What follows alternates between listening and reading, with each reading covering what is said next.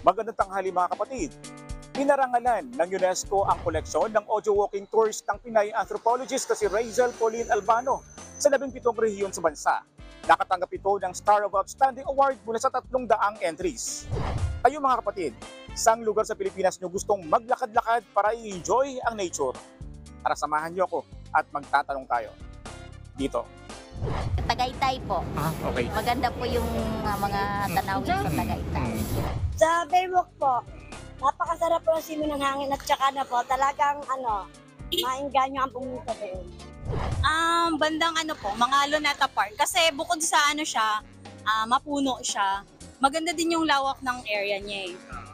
Sa Leyte po, dyan sa siyempre mas okay yung mga view ba.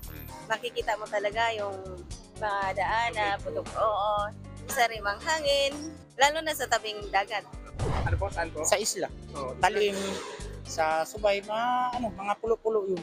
Sa may Maragondong. Bakit po doon? Maganda po kasi yung doon, yung tanawin. Meron pong mga bundok na pwedeng sightseeing. Ako ang inyong mahani ng bayan, ang tunay at nag-iisang pantanggal umay sa pananghalian.